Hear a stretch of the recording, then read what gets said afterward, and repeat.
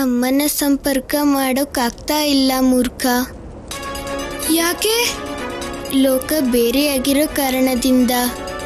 ಮತ್ತೀಗ ಅಮ್ಮನಿಗೆ ಸಂದೇಶ ಕಳ್ಸೋಕ್ಕಾಗೋದು ಇಲ್ಲಿಂದ ಹೊರಗಡೆ ಹೋದಾಗ ಮಾತ್ರ. ನಡಿ, ಈ ರಾಕ್ಷಸನ ಹಿಂದೆ ಹೋಗೋಣ. ಬಾ ಮೂರ್ಖ.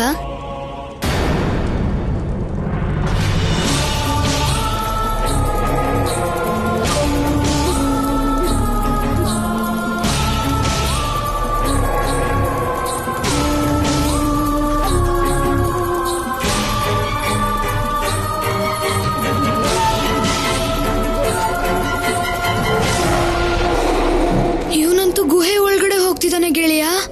ಇದ್ರರ್ಥ ಏನು ಅಂದ್ರಿ? ಹುಲಿ ಮರಿನೂ ಈ ಗುಹೆ ಒಳಗಡೆನೇ ಇದೆ ಅಂತ. ನಾವು ಒಳಗೆ ಹೋಗ್ಲೇಬೇಕಾಗತ್ತೆ. ನಾವು ಒಳಗಡೆ ಹೇಗ್ ಹೋಗೋದು? ಗುಹೆ ಬಾಗ್ಲಲ್ಲಿ ಇಬ್ರು ರಾಕ್ಷಸರು ನಿಂತಿದ್ದಾರೆ. ಹುಲಿ ಮರಿಗಳನ್ನ ಇವರು ಏನ್ ಮಾಡ್ತಾರೆ? ಇದನ್ನ ನೋಡೋಕೆ ಒಳಗಡೆ ಹೋಗ್ಲೇಬೇಕು.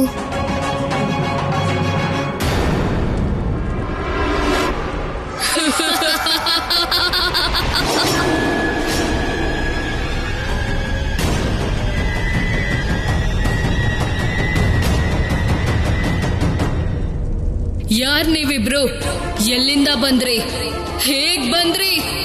ಯಾಕ್ ಬಂದ್ರಿ? ಇಲ್ಲಿ ಬಂದಿರೋ ಕಾರಣ ಹೇಳಿ.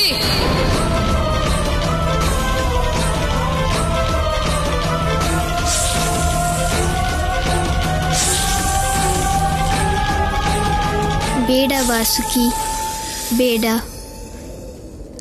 ಕೋಪ ಬೇಡ.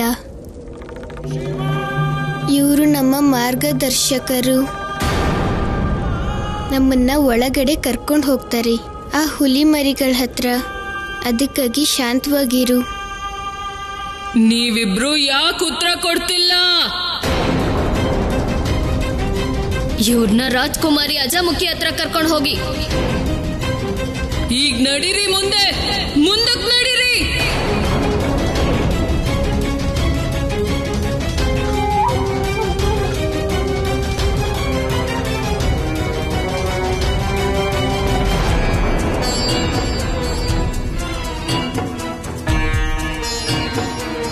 ನೀವು ಹೀಗಿರೋದನ್ನ ನನ್ನಿಂದ ನೋಡಕ್ಕಾಗ್ತಾ ಇಲ್ಲ ದೇವಿ.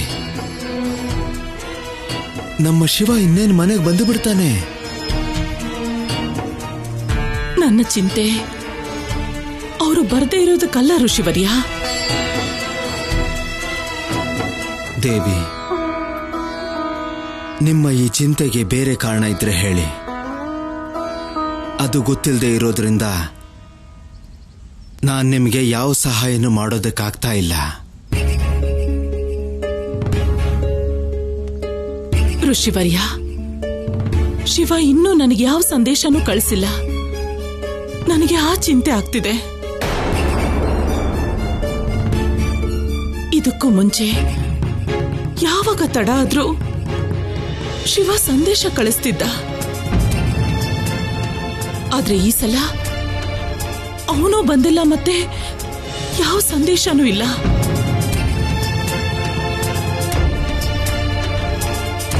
ನನ್ನ ಶಿವ ಎಲ್ಲಿದ್ದಾನೆ ಅಂತ ಗೊತ್ತಾಗ್ತಾ ಇಲ್ಲ.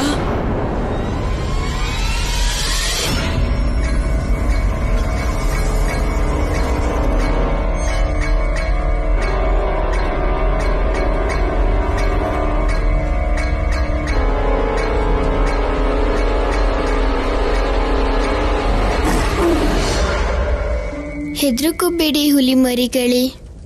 ನಿಮ್ಮನ್ನ ಹಿಂದಿರುಗಿ ಕರ್ಕೊಂಡು ಹೋಗೋಕೆ ನಾನು ಬಂದಿದ್ದೀನಿ.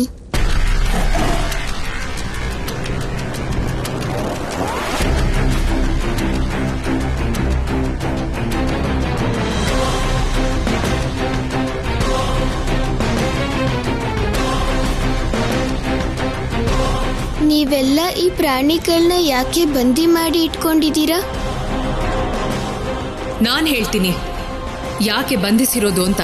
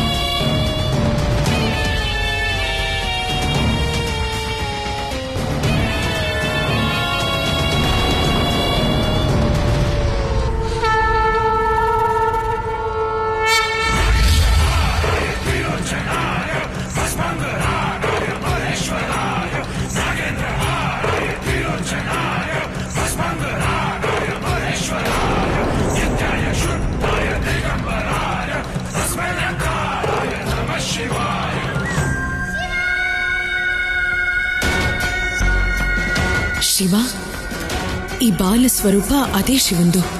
ನನ್ನಣ್ಣ ತಾರಕಾಸುರನ ಅಮರತ್ವಕ್ಕೂ ಇವನಿಗೂ ಸಂಬಂಧ ಇದೆ.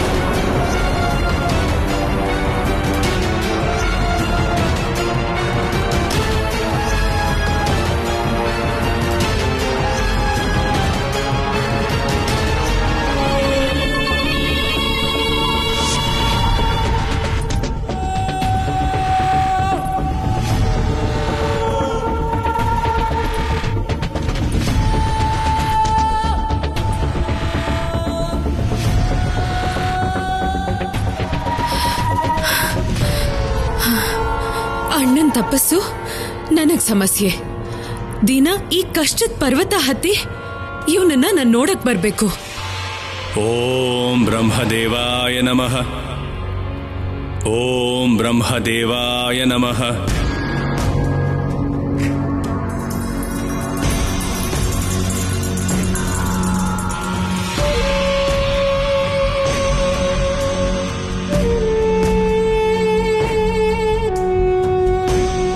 ನನ್ನ ಅಣ್ಣ ಧನ್ಯ. ಇವನನ್ನ ನೋಡಿ ನಾನು ಧನ್ಯ ಆದೆ. ನನ್ನಣ್ಣ ಇಷ್ಟು ವರ್ಷದಿಂದ ಕಠಿಣ ತಪಸ್ ಮಾಡ್ತಿದ್ದಾನೆ. ನಾನು ಭವಿಷ್ಯ ಹೇಳ್ತಿದ್ದೀನಿ, ನನ್ನ ಅಣ್ಣಂಗೆ ಅವನ ಕಠಿಣ ತಪಸ್ಸಿಗೆ ಫಲ ಖಂಡಿತ ಸಿಗುತ್ತೆ.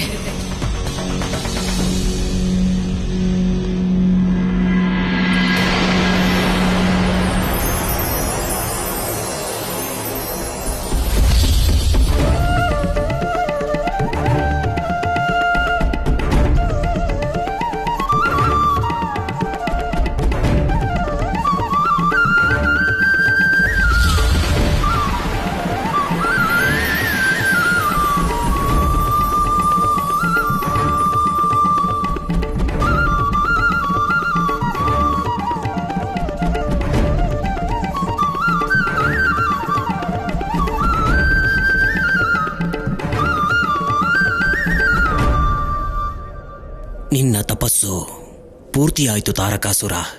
ನಾನು ನಿನ್ನ ತಪಸ್ಸಿಗೆ ಪ್ರಸನ್ನನಾದೆ. ಕೇಳು ತಾರಕಾಸುರ, ನಿನಗೆ ಏನು ವರ ಬೇಕು? ಹೇ ಬ್ರಹ್ಮದೇವ, ನನಗೆ ಅಮರತ್ವದ ವರ ಕೊಡಿ. ಇಲ್ಲ ತಾರಕಾಸುರ, ಈ ಜಗತ್ತಿನಲ್ಲಿ ಯಾರೇ ಜನ್ಮ ಪಡ್ಕೊಂಡ್ರೂ ಅವರಿಗೆ ಮೃತ್ಯು ಅನಿವಾರ್ಯ. ನಿನಗೆ ಅಮರತ್ವದ ವರ ಕೊಟ್ಟು ನಾನು ಸಮಸ್ತ ಸೃಷ್ಟಿ ಚಕ್ರಕ್ಕೆ ಹಾನಿ ಮಾಡೋದಿಲ್ಲ. ನೀನು ಈ ವರಕ್ಕೆ ಬದಲಾಗಿ ಬೇರೆ ವರ ಕೇಳೋದಾದ್ರೆ ಖಂಡಿತ ಕೇಳು, ನಾನು ನೀಡ್ತೀನಿ. ನನಗೆ ಗೊತ್ತಿತ್ತು ಬ್ರಹ್ಮದೇವ, ನೀವು ನನಗೆ ಅಮರತ್ವದ ವರ ಕೊಡೋದಿಲ್ಲ ಅಂತ. ಯಾಕಂದ್ರೆ ಅಮರತ್ವದ ಮೇಲೆ ಕೇವಲ ದೇವತೆಗಳ ಅಧಿಕಾರ ಇದೆ. ಸರಿ, ಹಾಗಾದ್ರೆ ಬ್ರಹ್ಮದೇವ, ನಾನು ನಿಮ್ಮನ್ನ ಬೇರೆ ವರನೇ ಕೇಳ್ತೀನಿ. ಕೇಳು ತಾರಕಾಸುರ. ಹೇ ಬ್ರಹ್ಮದೇವ, ನೀವು ನನಗೆ ವರ ಕೊಡಿ. ನನ್ನ ಮೃತ್ಯು ಕೇವಲ ಶಿವಪುತ್ರನಿಂದ ಆಗ್ಬೇಕು.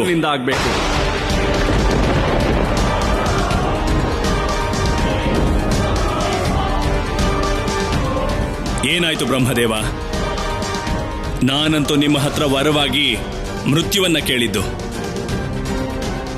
ಆದ್ರೂ ನಿಮ್ಗೆ ಯಾವ ವಿಷಯಕ್ಕೆ ಹಿಂಜರಿಕೆ? ಈಗ ನೀವು ನನಗೆ ಈ ವರನು ಕೊಡೋಕ್ಕಾಗೋದಿಲ್ಲ ಅಂದ್ರೆ ನಾನ್ ನಿಮ್ಮಿಂದ ಇನ್ನೊಂದು ವರ. ತಥಾಸ್ತು.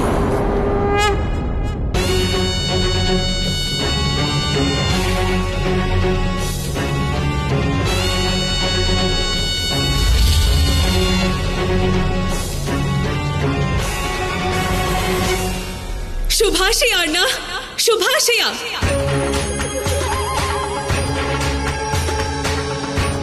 ಅಜಾಮುಖಿ,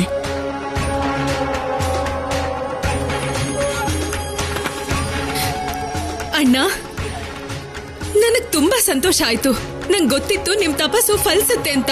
ಈಗ ನಿಮ್ ತಪಸ್ಸಿನ ಜೊತೆಗೆ ನನ್ ಸಮಸ್ಯೆನೂ ಮುಗೀತು. ಪ್ರತಿದಿನ ಈ ದೊಡ್ಡ ಬೆಟ್ಟ ಹತ್ಕೊಂಡ್ ಬರೋ ಸಮಸ್ಯೆ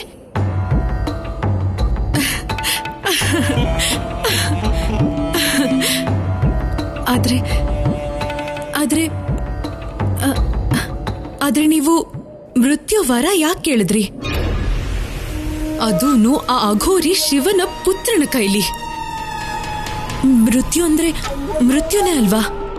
ಇಲ್ಲ ಅಜಾಮುಖಿ, ಹಾಗೆ ನಿನಗನ್ಸುತ್ತೆ. ನಾನು ಮೃತ್ಯುನಲ್ಲ, ಮೃತ್ಯು ರೂಪದಲ್ಲಿ ಅಮರತ್ವನೇ ವರವಾಗಿ ಪಡೆದಿದ್ದು. ಈ ವರದಲ್ಲಿ ಅಮರತ್ವ ಹೇಗೆ ಅಣ್ಣ? ಅಜಾಮುಖಿ, ಶಿವ ಒಬ್ಬ ಸನ್ಯಾಸಿ. ಅವನು ಯಾವತ್ತೂ ಮದುವೆ ಆಗೋದಿಲ್ಲ, ಅವನು ಯಾವತ್ತೂ ಗೃಹಸ್ಥ ಆಗಲ್ಲ, ಅವನಿಗೆ ಯಾವತ್ತೂ ಪುತ್ರ ಹುಟ್ಟೋದಿಲ್ಲ. ಅಂದ್ರೆ ತಾರಕಾಸುರನಿಗೆ ಸಾವಿಲ್ಲ.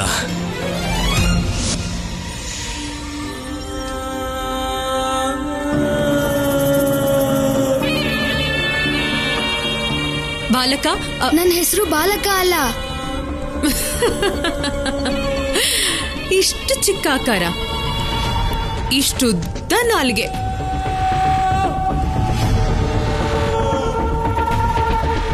ಏನ್ ಹೆಸರು ನಿಂದು? ಇವನ್ ಹೆಸರು ಶಿವ, ನನ್ನ ಹೆಸರು ಮೂರ್ಖ.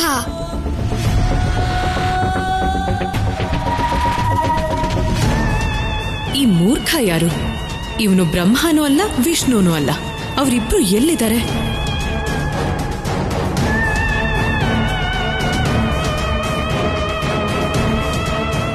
ಶಿವ, ನೀವು 3 ಮಕ್ಕಳಲ್ವಾ? ಹೌದು, ನನಗೆ 2 ಸೋದರರಿದ್ದಾರೆ, ದೇವ ಮತ್ತೆ ನಾರಾಯಣ. ರಾಜ್ಕುಮಾರಿ ಅಜಮುಖಿ, ಇವರಿಬ್ರು ಕಳ್ಳರ ಹಾಗೆ ಓಡಾಡ್ತಾ ಇದ್ರು.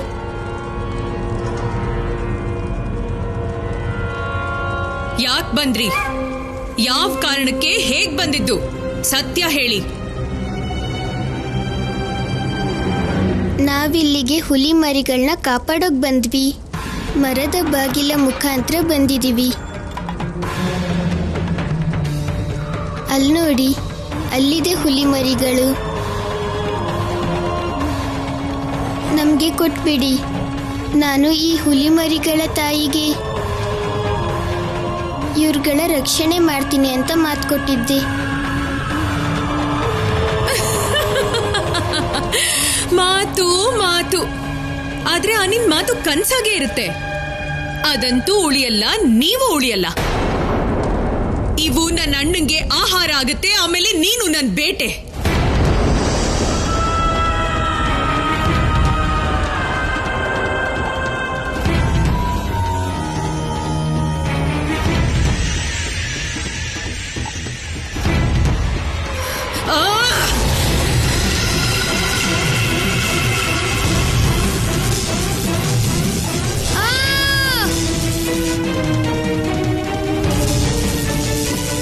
ಗೆಳೆಯ ಶಿವ, ನನ್ನ ಕಾಪಾಡು. ಗೆಳೆಯ ಶಿವ, ಶಿವ.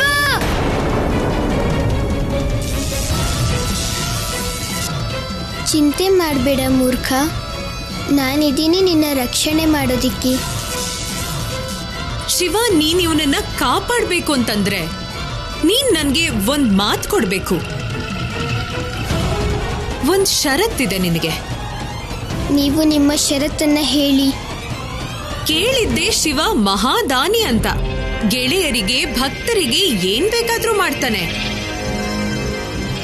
ಯಾರು ಏನೇ ಕೇಳಿದ್ರು ಅದನ್ ಕೊಟ್ಬಿಡ್ತಾನೆ. ಮತ್ತೀಗ ಮಹಾದಾನಿ ಶಿವಂಗೆ ಪರೀಕ್ಷೆ ಇದೆ. ಷರತ್ತು ಏನು ಅಂತ ಹೇಳಿದ್ರೆ ತಾನೇ ಗೊತ್ತಾಗೋದು, ಪರೀಕ್ಷೆನ ಅಥವಾ ಪರಿಕಲ್ಪನೆನ ಅಂತ.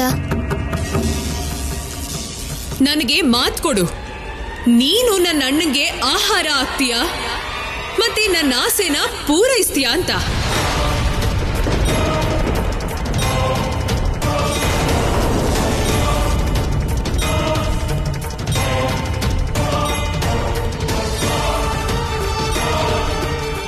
ಬೇಡ ಶಿವ, ಬೇಡ. ಒಪ್ಕೋಬೇಡ ಈ ಷರತ್ತಿಗೆ, ಒಪ್ಕೋಬೇಡ. ಅಮ್ಮ ನಿನ್ನನ್ ಬಿಟ್ಟು ಇರೋದಕ್ಕಾಗಲ್ಲ ಗೆಳೆಯ. ನೀನೇ ಅವ್ರ ಜೀವ. ಒಪ್ಕೋಬೇಡ ಈ ದುಷ್ಟ ರಾಕ್ಷಸಿಯ ಷರತ್ತಿಗೆ.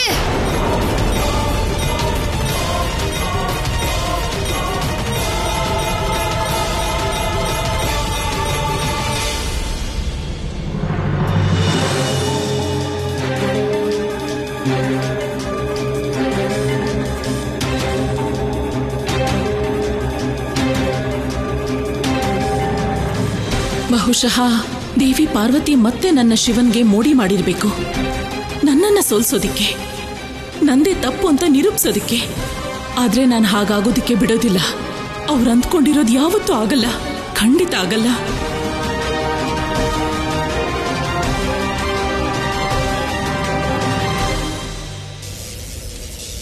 ಮಾತ್ ಕೊಡು ಶಿವ, ಮಾತ್ ಕೊಡ್ತೀಯಾ ಇಲ್ಲ ಈಗ್ಲೇ ಒಂದ್ ಜೀವ ತೆಗೆದ್ ಬಿಡ್ಲಾ?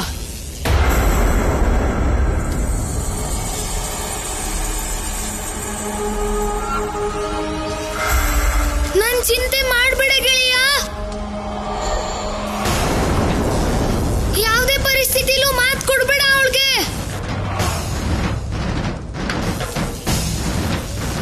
ಉತ್ತರ ಕೊಡು ಶಿವ, ನಿನ್ ಮಾತಾ ಅಥವಾ ಇವನ್ ಅಂತ್ಯನಾ?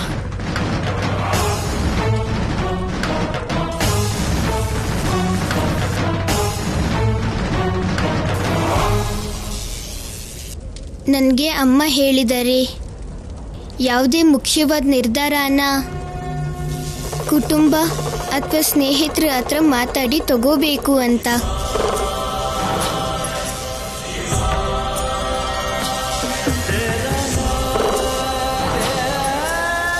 ಎಲ್ಲಿದ್ದಾರೆ ನಿನ್ ಸ್ನೇಹಿತರು?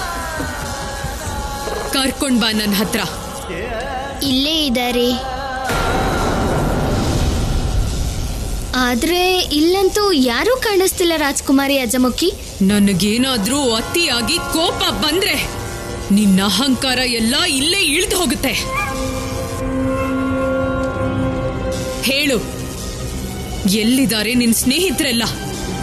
ಕರೀತೀನಿ. ಗೆಳೆಯರೇ, ಪ್ರತ್ಯಕ್ಷರಾಗಿ.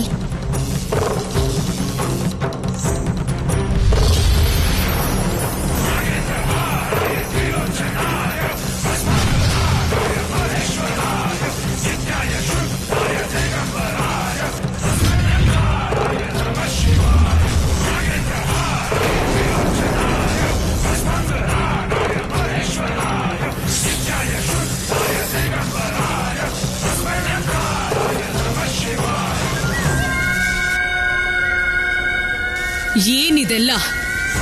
ಯಾರಿವ್ರು? ನನ್ನ ಗೆಳೆಯರು. ನಾನು ಇವ್ರ ಹತ್ರ ಮಾತಾಡೋದಿನ್ನೂ ಉಳ್ಕೊಂಡಿದೆ.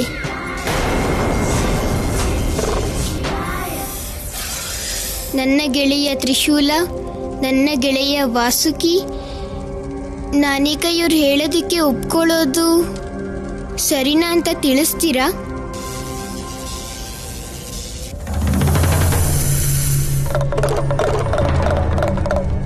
ನನ್ನ ಸ್ನೇಹಿತರು ಬೇಡ ಅಂತ ಹೇಳ್ತಾ ಇದ್ದಾರೆ ರಾಜ್ಕುಮಾರಿ ಅಜಾಮುಖಿ.